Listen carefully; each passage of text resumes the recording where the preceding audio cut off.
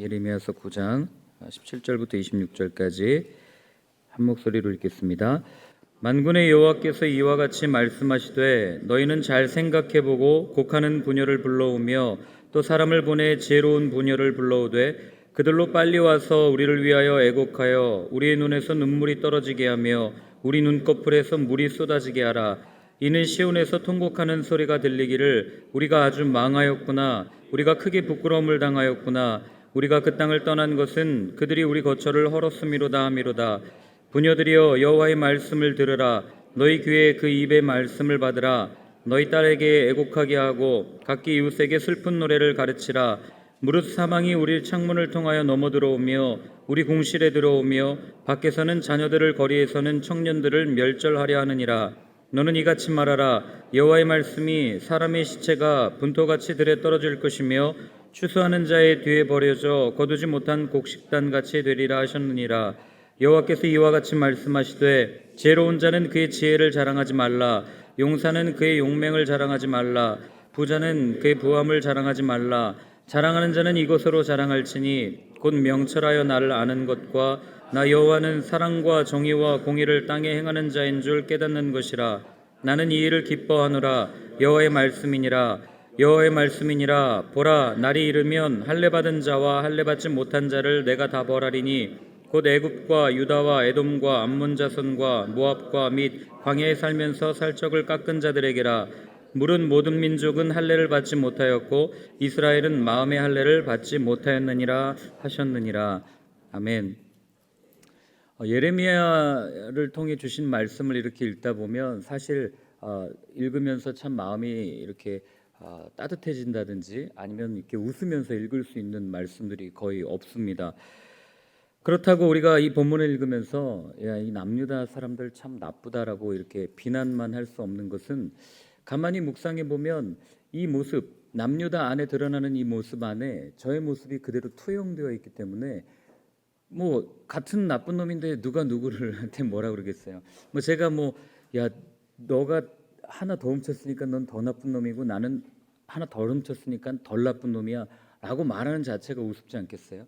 하나님 보시기엔 똑같은 사람이라는 생각이 들기 때문에 더군다나 남유다 사람들을 더 쉽게 이렇게 비판할 수도 없고, 그리고 읽을 때마다 더 마음이 이렇게 애린 그런 느낌을 많이 받습니다. 그래서 결국에는 우리가 이 선지서의 말씀들을 읽을 때는 물론 그 시대에도 주신 말씀이고 동일하게 이 시대에도 주신 말씀이지만 그 이전에 먼저는 나 자신을 향한 하나님의, 이 시대를 살아가는 나 자신에 대한 하나님의 경고의 메시지라는 것을 우리가 놓쳐버리면 우리는 어쩌면 이 말씀을 읽으면서 거봐 세상이 이렇잖아, 교회가 이렇잖아, 성도가 이렇잖아 라고 하는 욥의 세 친구와 같이 비난과 정죄만을 하는 그런 실수를 하게 될 수도 있습니다. 오늘 예레미야가 우리에게 전해주는 그 말씀은요, 하나님께서 당신의 사랑하는 자녀들에게 이렇게 말씀하십니다. 사망이 곧 임할 테니까 장례식을 준비하라, 이렇게 말씀하고 있는 겁니다. 오늘 본문에 나오는 부녀들아, 애곡하는 부녀들은 당시 남유다에 존재하던 우리 용어로 얘기하면 장례식 전문 요원이었어요.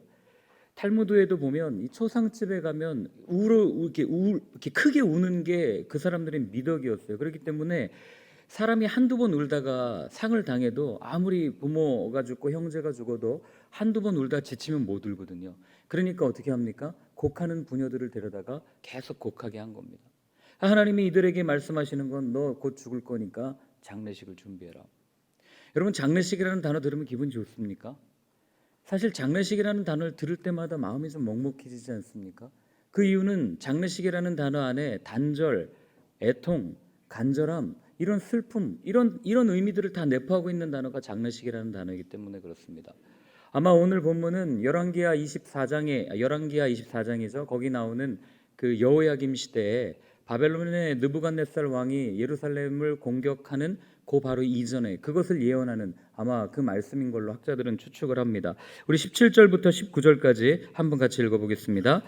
만군의 여호와께서 이와 같이 말씀하시되 너희는 잘 생각해 보고 곡하는 부녀를 불러오며 또 사람을 보내 지혜로운 부녀를 불러오되 그들로 빨리 와서 우리를 위하여 애곡하여 우리 눈에서 눈물이 떨어지게 하며 우리 눈꺼풀에서 물이 쏟아지게 하라. 이는 시온에서 곡하는 소리가 들리기를 우리가 아주 망하였구나, 우리가 크게 부끄러움을 당하였구나, 우리가 그 땅을 떠난 것은 그들이 우리 거처를 헐었음이로다 함이로다. 여러분, 장례식을 준비하라라고 말하는 하나님의 마음을 한번 생각해 보셨습니까? 오늘 하나님께서 장례식을 준비하라고 말하는 이 대상이 누굽니까?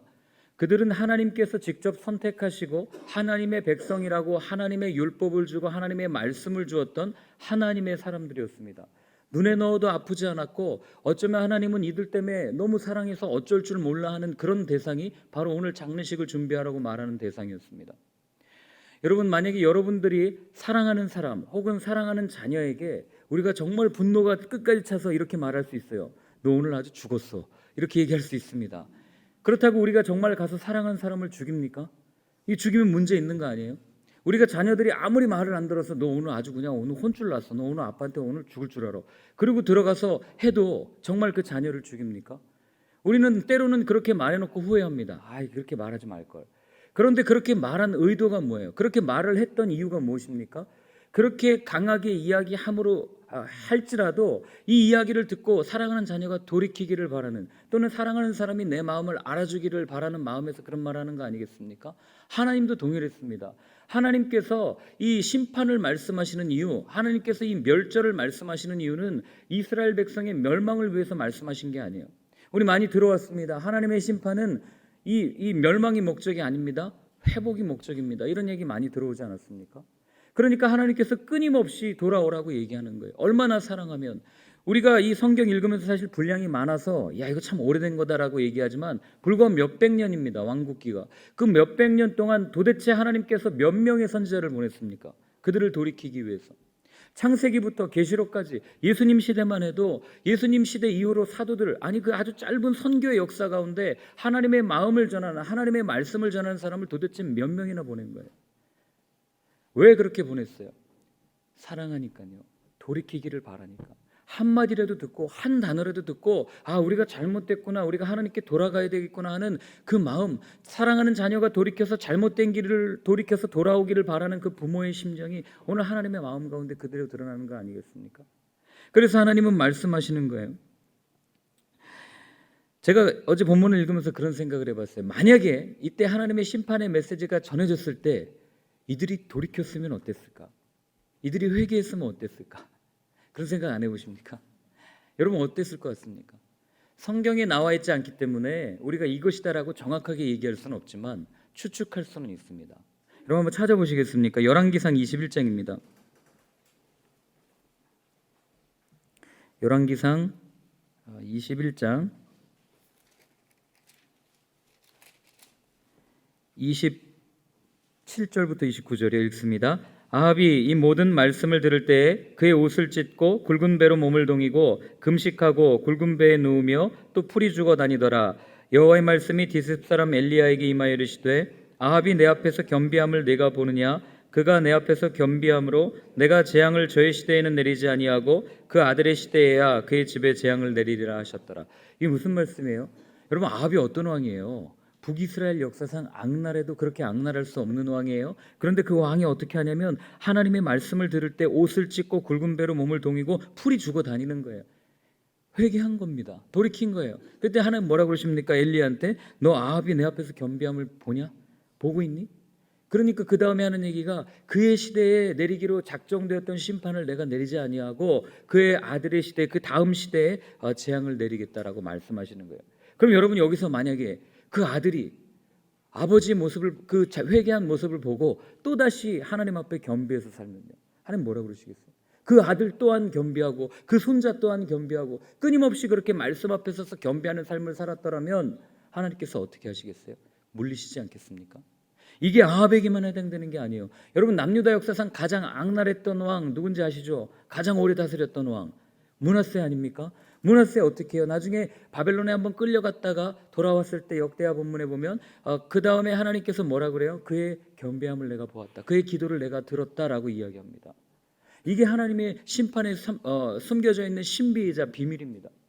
그렇기 때문에 여러분, 우리는 할 수 있는 대로 하나님의 말씀이 들릴 때, 우리가 돌이킬 수 있을 때 하나님 앞에 회개해야 돼요. 그럼 그 돌이키시는 게 우리 아버지 하나님이시기 때문에 그렇습니다.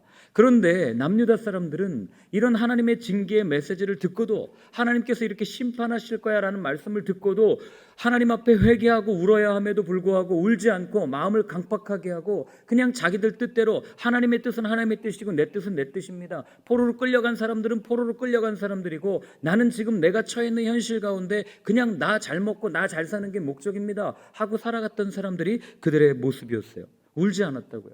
그러니 하나님께서 뭐라고 말씀하십니까? 20절부터 22절입니다. 부녀들이여, 여호와의 말씀을 들으라. 너희 귀에 그 입의 말씀을 받으라. 너희 딸들에게 애곡하게 하고 각기 이웃에게 슬픈 노래를 가르치라. 무릇 사망이 우리 창문을 통하여 넘어 들어오며 우리 궁실에 들어오며 밖에서는 자녀들을, 거리에서는 청년들을 멸절하려 하느니라. 너는 이같이 말하라. 여호와의 말씀에 사람의 시체가 분토같이 들에 떨어질 것이며 추수하는 자의 뒤에 버려져 거두지 못한 곡식단같이 되리라 하셨느니라. 무슨 말입니까? 마음이 완고해져서 울지 못하니까 오늘 이 부녀들에게 뭐라고 얘기해요? 가르치라는 겁니다. 뭘 가르쳐요? 제발 좀 우는 방법을 좀 가르쳐라. 사랑하는 자녀들이 길거리에서 죽임을 당할 것이고 미래라고 말하는 청년들이 멸절될 텐데 아무도 그것에 대해서 슬퍼하거나 마음 아파하지 않고 그저 오로지 자기의 탐욕에 치우쳐 살아가는 그들에게 하나님은 이 장례 전문위원에게 얘기해요. 제발 가서 내 사랑하는 백성들에게 우는 방법을 좀 가르쳐라. 장례식을 좀 준비하게 해라. 제발 좀 하나님 앞에 돌아오게 하라. 하나님께서 말씀하시는 거 아니겠습니까? 어제 이 모습을 보면서 제가 생각해 보았습니다. 여러분, 우리나라라고 이 말씀에서 자유할까요? 이런 생각을 제가 어제 문득 하게 되었습니다. 우리나라라고 이러지 말란 법이 있겠습니까? 우리는 자랑합니다. 1000만 성도를 가지고 있다고 자랑해요. 그리스도인이 1000만 명이 넘었다. 4분의 1이나 된다. 온 세계 열방의 인구 대비수로 가장 많은 선교사를 전 세계에 파송하고 있는 나라라고 자랑합니다. 그런데 가만히 들여다보면 우리 교만이 하늘을 찌르고 있지 않습니까? 하나님의 말씀을 따르기보다는 내 만족, 내 편리, 내 것을 따르는 우리의 모습들, 평안하다 평안하다를 외치는 말씀에 주목하면서 마치 우리 시대에는 멸망과 심판이 없는 것처럼 우리는 그렇게 생각하고 살지 않습니까?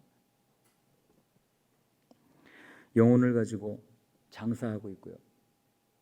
영토 싸움하고 있고, 여기는 이 지역은 우리 교회가 있으니까 당신 다른 데 가서 목회하십시오.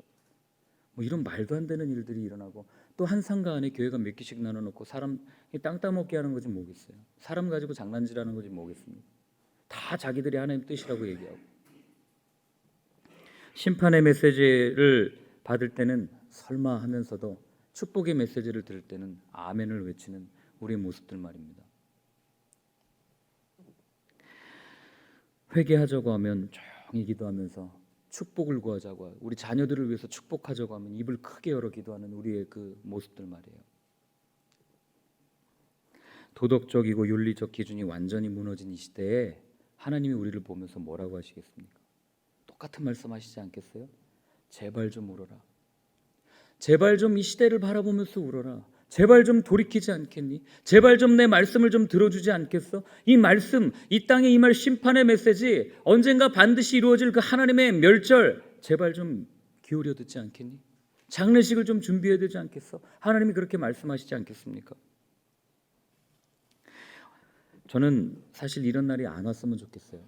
심판의 날이 안 왔으면 좋겠습니다. 우리가 회개하고 하나님 앞에 돌이켜서 우리의 겸비함을 하나님 앞에 보이면, 역대기에도 그 말씀하시잖아요. 내가 사랑하는 내 백성이, 내 이름으로 일컫는 내 백성이 돌이키면 어떻게 한다고요? 용서하신다고 말씀하시지 않습니까? 그렇게 저희 시대에 그런 축복이 우리 가운데 있었으면 좋겠어요. 그런데 현실을 바라보면 그렇지 않지 않습니까? 길거리에서는 우리의 자녀들이 이미 술에 취해서 이리저리 돌아다니고 있고, 우리의 미래인 청년들이 마치 멸절당한 것처럼 희망이 없는 것을 말하면서 자포자기하고 살아가고 있는 이 시대, 어쩌면 이미 하나님의 심판이 우리 가운데 임한지도 모르겠습니다. 23절과 24절을 읽습니다. 여호와께서 이와 같이 말씀하시되 지혜로운 자는 그의 지혜를 자랑하지 말라. 용사는 그의 용맹을 자랑하지 말라. 부자는 그의 부함을 자랑하지 말라. 자랑하는 자는 이것으로 자랑할지니 곧 명철하여 나를 아는 것과 나 여호와는 사랑과 정의와 공의를 땅에 행하는 자인 줄 깨닫는 것이라. 나는 이 일을 기뻐하노라. 여호와의 말씀이니라. 아멘. 이 본문에 나오는 자랑한다는 말은 신뢰한다는 단어랑 똑같습니다. 내가 무엇을 신뢰하는가. 그러니까 오늘 23절에 있는 것처럼 하나님께서 이러이러한 것들을 자랑하지 말라라는 말을 거꾸로 생각해 보면 남유다 사람들이 당시에 무엇을 자랑하고 무엇을 의지했는지를 알게 됩니다. 그것이 무엇입니까? 오늘 본문에 나와 있는 것처럼 지혜, 용맹, 부 이런 것들을 자랑하고 의지한 겁니다. 이런 것들이 자신들을 심판에서 건져줄 것이라고 생각했어요. 내가 조금 더 많이 배우고 내가 조금 더 지혜롭게 살고 내가 더 많은 것을 소유하고 내 힘이 조금 더 늘어나서 강대국과 외교를 하고 이름 있는 사람들, 실력 있는 사람들이 내 편이 되어주면 나에게서 심판이 멀어질 거야 라고 생각했던 그들에게 하나님 분명하게 말씀하세요. 지혜, 부, 용맹 이런 것들을 의지하지 말라. 이런 것들을 신뢰하지 말라. 이런 것들은 아무도 심판에서 건져줄 수 없다. 이렇게 이야기합니다. 물론 우리가 이런 것들이 우리를 일시적으로 도와줄 수는 있습니다. 예를 들어서 우리가 몸이 아파서 병원에 갑니다. 돈이 없어요. 재물이 없어요. 그럼 우리 치료 못 받지 않습니까? 물론 이렇게 일시적으로 우리에게 도움을 줄 수는 있어요. 그러나 여러분 생각해 보십시오. 언제부턴가 우리에게 도움을 주는 일시적인 것들이 묶이기 시작합니다. 돈이 없어서 치료를 못 받는 일들도 생기고요. 처음에는 내 육신의 건강을 위해서 내 육신의 이 온전함을 위해서 돈에 가지고 이렇게 치유하면서도 점점 그 돈에 묶여서 언제부턴가는 내 육신의 건강보다도 내 영혼이 점점 피폐해져가는 모습을 보게 됩니다. 여러분 성경에서 가장 돈이 많았고 지혜로웠던 사람이 누군지 아시죠? 솔로몬 아닙니까? 얼마나 돈이 많았으면 세계 열방에서 와가지고 그의 지혜와 그의 돈을 보고 그 계단을 보고 야 어떻게 이런 계단이 있을 수 있습니까? 놀랬겠어요? 또 여러분 성경에서 가장 힘이 셌던 사람이 누굽니까? 삼손 아닙니까? 그런데 그들의 끝은 어땠습니까? 결국 그들이 의지하고 신뢰했던 그것이 그토록 갖고 싶어했던 그것이 그들을 사망의 길로 인도했던 것들을 보게 되지 않습니까? 성경이 왜 계속해서 우리한테 이것을 이야기해 주겠습니까? 답은 하나예요. 시편 20편에 그게 나와 있습니다. 한번 찾아보겠습니다. 시편 20편 7절 8절 한번 같이 읽어보겠습니다. 시편 20편 7절과 8절입니다. 읽겠습니다. 어떤 사람은 병거, 어떤 사람은 말을 의지하나 우리는 여호와 우리 하나님의 이름을 자랑하리로다. 그들은 비틀거리며 엎드려지고 우리는 일어나 바로 서도다. 아멘. 우리가 세상을 살면서 선과 악 이렇게 무조건 이분법적으로 구분하는 건 옳지 않아요. 그러나 성경이 분명하게 말하는 것은 세상 가운데 살면서 하나님과 세상 중에 어떤 것을 선택하겠는가는 분명히 우리에게 묻습니다. 오늘 본문이 얘기하는 게 뭐예요? 세상 사람들은 말을 의지합니다. 병거를 의지해요. 재물을 의지합니다. 능력을 의지합니다. 그러나 우리는 하나님의 지혜, 하나님의 능력을 의지합니다. 세상을 의지한 사람들은 결국에는 비틀거립니다. 그러나 하나님을 의지한 사람은 굳건히 섭니다. 이게 성경이 처음부터 끝까지 초지일관으로 우리한테 이야기해 주는 건 아니겠어요?